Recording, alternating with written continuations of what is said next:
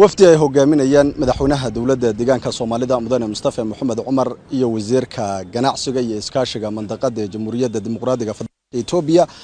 ayna weheliyaan dhammaan wasiirada ganacsiga ee dawlad deegaanada dalka ayaa maanta waxa ay soo gaareen magaalada Dhagaxbuur ee xarunta gobolka Jarar oo si meeqaam sare ah loogu soo dhaweeyay ujeedada ka dambaysa imaatinka wafdiga ayaa waxa ay tahay in magaalada Dhagaxbuur laga fuliyo barnaamijka tabarucaadka xilliga xagaaga ah oo markaasi sanad walbaba guud ahaan dalka Itoobiya goobo kala duwan laga fuliyo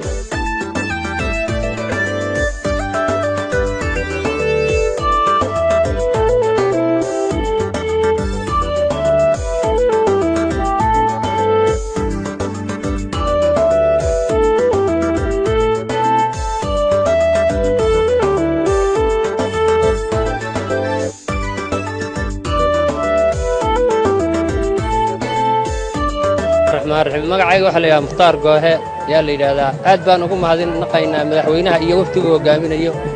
waan soo dhaweynaynaa marka sacab furan baan ku soo dhaweynaynaa hadaan ay bulshada Dhagaxbuur ku nool shucuubtanadu maanta wallahi aad bay u faraxsantahay maadaama oo soo dhaweynayno wasiirada heer federaal iyo adigu madaxweynihii maaragtay deegaanka maadaama soo dhaweynayno shucuubtanadu aad bay u faraxsantahay bulshaduna aad bay u wada faraxsantahay waan soo wada kala noqon magacayga waa Qaali Axmed Cabdi waxaan salaamayaa madaxweynaha annaga madaxweyne soo dhawow baanu leenahay madaxweyne soo dhawow dalka iyo diinta ku jecel shicibkaaga ku jecel diinta iyo dalka iyo dawladda kor baad u qaaday alxamdulillaah rabbil caalamiin maanta waan faraxsanahay soo dhawow baan leeyahay soo dhawow dalka iyo diinta iyo annaga oo shicibkaaga ayaa ku jecel alxamdulillaah rabbil caalamiin waxaana u mahadcelinayaa إلهي ما كاني أيانو مهد علن هيا وفلله الحمد هسود وهذا إساقا إيا الدولة إيا شعبك إيا وحي الله صعبا قعن بانو كسود وينا وقعن بانو موجنينا هسود وهذا مدحوينا هنو هسود وهذا هيل إيا هو بانو ولا تاغن هاي waxaan joognaa magaalada Dhagaxbuur waa maalin Jimcaha oo wanaagsan oo aad u faraxsanahay waxaan soo dhaweynaynaa madaxweynaha dawladda deegaanka Soomaalida mudane Mustafa Maxamed Cumar iyo wafdiga uu hogaaminayo ayaan soo dhaweynaynaa soo dhaweyntii baan ku jiraa ma soo dhaweynta farxad leh baan maanta laabida u taaganahay wafdiga uu madaxweynuhu hogaaminayo heer deegaan iyo heer federaal ayaan si farxad leh u soo dhaweynaynaa boqolkiiba boqol magaalada saaka waa indhaha macallina magaaladu waa farxad iid baad moodaa ilaa iyo 7 kiiloomitir bay dhan walba taagan tahay oo la soo dhaweynaya dawladdeedu way u dabaaldegaysaa waa la rabaasayaa aad iyo aad bay arrintu wanaagsan tahay maan waxaan soo dhaweynaynaa wafdiga heer federaal iyo heer deegaan madaxweynaha iyaga sharafta leh Mustafa Maxamed Cumar uu hogaaminayo iyaanu si aad iyo qalbi furan u soo dhaweynaynaa shacabkii haddaan magaaladii nahay caleemaha iyo soo dhaweynta caleenta iyo dumarka ciyaalka odayaasha cuqaasha waxgaradka suudaamada saasaan u soo dhaweynaynaa oo aad iyo aad baan ugu faraxsanahay wafdigan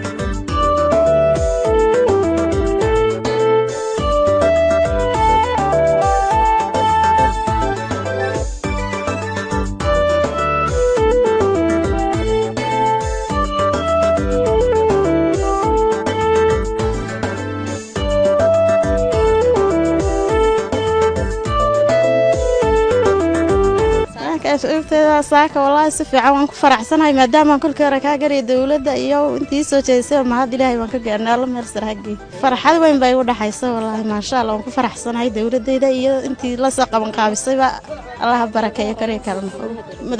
مدحوينها دولة ده كمصطفى محمد عمر وكفرح سنة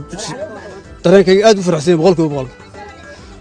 دولتنا الله بركة يا مدحوينها وكفرح سنة أد بفرح سنة ما أنتوا حين قلت تقولين نور سيسا وكفرح سنة أني عيال كيجوا برجع مرة قاليني بقولك وبقول كفرح سنة وحنا محلني مدحوينهن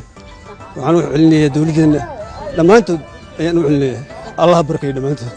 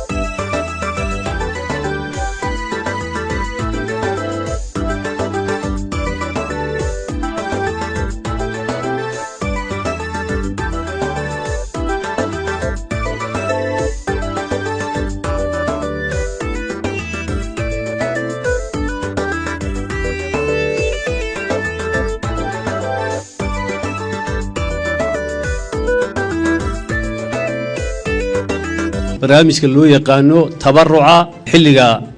حقاقة وبرنامج